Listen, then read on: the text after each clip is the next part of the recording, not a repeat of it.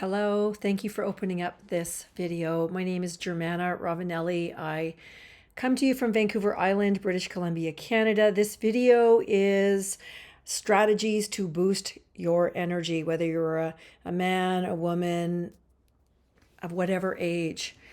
Energy is one of those commodities that we usually have a lot of when we're young, and as we get older, our body becomes a little bit older and things change. So I'm going to offer some really simple, valuable strategies to increase energy. A lot of us think, I'll have another coffee, or I'll have another cookie, or I'll have another this or that. And unfortunately, those choices, even though when we were children they were great, because you're like, yay, I want a cookie, I want something yummy, the blood sugar goes up and then the blood sugar goes down, and then the person keeps doing that, and eventually it tells the body to store abdominal fat, unfortunately, and then the person just gets more and more fatigued, and it creates a cycle of addiction to that spike and then that depression. So I'm going to offer just a few things that I think that I have found in my life to help with energy. One of them is, it seems so silly and it's usually the basics, but one of them is to ensure that you know how much sleep your body needs for you to feel well. So I found as I've gotten older, I don't sleep as well, but I need more sleep. So then I create a strategy to support myself getting 8, 9, and if I need it, 10 hours at night. And I put my phone in my bathroom. I don't answer my phone at night. And I make my room a very private space for me. The other thing that I think is critical for energy is to have a vision of what you would like to happen in your day. I love this saying, and if you haven't used this, try it and see what happens. What could you do today to give your future self a boost or an energy hit? They call it a dopamine hit. Tomorrow, next week, next year, the winter time. What could you do today to allow your future self to be happy and taken care of? And what that does to your subconscious mind, it actually says, my future is going to be looking pretty good, and I'm pretty excited about it, and I'm going to do stuff to make that better. And it's so powerful and so simple that I ask you to be the butler to your future self's happiness. For someone like me, I have a pretty structured life, and yet I need novelty. I need to go out and do stuff. I need to go have fun, and I need to rest. And I also, when I ask myself what my future self likes, it's so simple. No clutter. I like food cooked in the fridge for me. So when I want food, it's there. I like, to cuddle with my dog. I love my dog. His name is Boo Boo. He's a little Chihuahua. I love the feeling after I do my workout, because I'm like, that is an investment in my quality of life. That is something no one can take away from you, and no one can take away from me. And it doesn't have to be huge. It can be, I'm going to do arms for 20 minutes at home. I'm going to do core the next day at home. You can do it at home. I can do legs at home. You can do all of those things. But if you ask yourself, what are the things you could do today to allow your future self to be taken care of, you're actually becoming a hero for yourself, which is amazing. So you're not going, oh, nobody cares about me. I'm this, I'm that. We all have those moments where we feel sorry for ourselves. Me too. The question is how long do you stay there? And to be able to motivate ourselves out of it. The other thing that I think is critical, I turned 59 this July, and I'm telling you, it was really hard for me because my brain goes, you're old. And I'm like, I'm pretty fortunate that I have created a pattern of behaviors that have allowed me to stay pretty youthful in my age, which is wonderful. Thank you. Thank you. Don't get jealous of me. Be inspired. I make sure that I have protein in at least 4 of my meals every single day. So my morning meal might be, half a cup of an egg whites with an egg, and I might roll that up like in a burrito style taco with some mayo and some cheese and some salt, and that's it. And what I have found is when you eat something, if it's good for you, it sustains your energy for 3 or 4 hours. The next meal might be, sometimes I use protein bars, sometimes I'll have a smoothie. I find that protein powder does not give that energy lift. It sort of does this, and then you want more food. So it's really important that when you eat food, how do you feel afterwards? If you get a spike, that food is good for you. If you get a drop, that food is not good for you. And it's super important to be able to listen to what your body tells you. Move away from the sugars as much as possible. Move away from insulin spiking carbohydrates as much as possible. Move towards some high fat, natural fats, not man made fats, if you can. And some, animal protein. A lot of people kind of cringe, but I'm like, we survived the ice age by eating fat and meat. We were not eating oats. We were not eating rice because they did not exist. And it doesn't mean you can't eat that, but you have to go, if you use this as your primary fuel source, does it make you feel better? Do you sleep better? How is your body, to live in? And what I know is that we can't control a lot outside of us. The world out there is batshit crazy. But what we can do is ground and take ourselves into account and consider our needs and go, how do I give my body the best shot? Good sleep. I love encouraging people as well as myself to reflect on what I'm truly grateful for. And not in a mental way, but in an emotional way. Like I'll hug my dog and I'll just feel the love that comes from him and I will receive it as if it's a precious gift.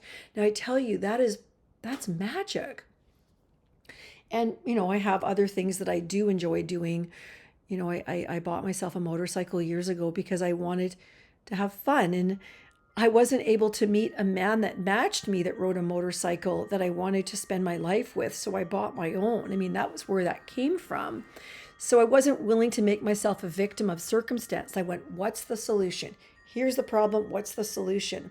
If your energy is low, make sure you drink enough water. Hopefully it's not tap water. Make sure that you're getting enough omega-3 fatty acids, which are fish oils.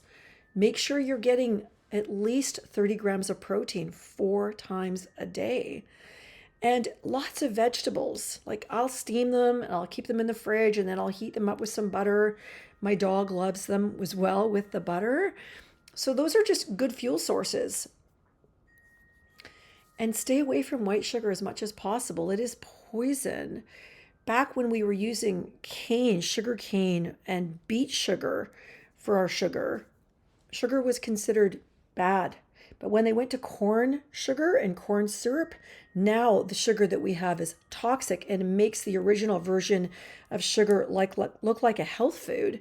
And you want to remember that whatever you put in, your body has to use that to repair its tissue, your brain, your eyes, your tongue, your lungs, your heart, your legs, your cells. Trillions of cells are damaged and repaired every day. And then you want to ask, am I putting in high quality fuel? Or am I putting in fuel that is poor quality? And your body will putter along, but it will hurt you. You won't feel well. One of the things I did years ago, we have a Cabela's in our town, and I went and bought some fudge, and I never eat fudge. But I bought about 4 pieces of fudge and I ate all of them because I'm like, oh my God, this is so good. Lots of sugar, lots of fat. And the next day I knew that it was made with real butter because I didn't feel sick. Your body can't lie. Our mind is usually the real cause of our suffering. And what I offer you here is mind body tools, techniques that work. So you're not running around chasing these mirages and these illusions. It really comes back to nature, getting your needs met. If you're hurt, let someone help you. If you're struggling to believe that something good can happen in your life, number one, allow yourself to believe that something good can happen in your life. If your thinking is dark and negative, then the video just before this is excellent because it talks about forgiving yourself for telling yourself terrible things about yourself. I unfortunately came from a really tumultuous, really hard childhood. And so I was really designed to self-destruct and to have bad relationships, which I did.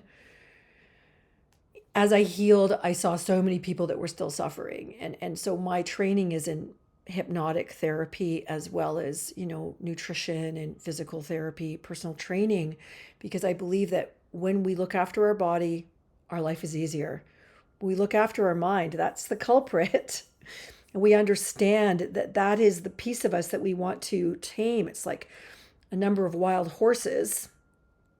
They call them monkeys, 7 monkeys all tied on different ropes to one pole, whirling. And if we don't have a way to be quiet and notice when our mind is doing that, then we just go on that trip.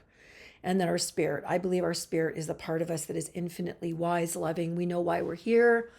You access that information when you do deep, deep trance work. You can access information that is mind-boggling. And all of a sudden, you just don't believe all the things that you think, and you don't believe what other people think so much. And you also let yourself laugh at stuff. Instead of going victim, you're like, oh my God, that's funny. The universe has a good sense of humor. Some of the books that I love are The 4 Agreements and The Fifth Agreement, because it's all about, be impeccable with your word. Don't take anything personally. Always do your best. And I forget the other one, which doesn't matter. The point is that we are so powerful and we are not taught how to use that power. When we use the power properly, then our lives get amazing.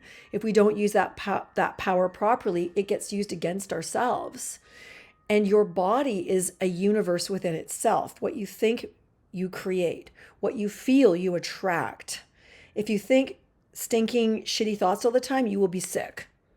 You will have some new autoimmune problem. You will have, if you worry about money and feeling supported, you'll have low back problems. Believe it or not. If you have a hard time speaking up, you will often end up with throat, neck, head problems because you don't speak up. Each layer of our body is an energetic field. And as we have a relationship that is loving towards ourselves and mindful towards ourselves, it doesn't have to be perfect because that doesn't exist, but in the moment, personal best. Oh, that was the other one. Always do your best. That was cute. Always do your personal best and give yourself permission to make mistakes. I do it all the time. And the more that I see it and the more that I just go, wow, and I go, I forgive myself, the happier I am. And then I'm not in this need to make it better by fixing something I can't fix. When the plate's broken, the plate's broken. You clean up the mess and you become more mindful with plates. So again, mind body tools here for you to increase your energy so you actually feel better if you want to feel better. And have a better relationship with yourself, because that relationship is what comes back to you. Every relationship you have with other people, there's a mirror of a relationship that you are or are not having with yourself. I used to attract abusers because I was taught that I was bad. And then I stopped attracting abusers, and then I would actually unconsciously create a mini crisis with someone so I could get that hit of feeling like there's something wrong with me. And as I forgave that pattern, my life changed radically. All of a sudden, there's room to believe in way better things in my life. And I'm wanting to share that magic and those miracles with you. And I'm going to thank you for watching the video to the end. I hope that you got something out of this that lifts your heart a little bit and gives you some juice and gives you some purpose and gives you some happiness, more energy. I'm going to sign out from Nanaimo, BC. Have a wonderful, wonderful day.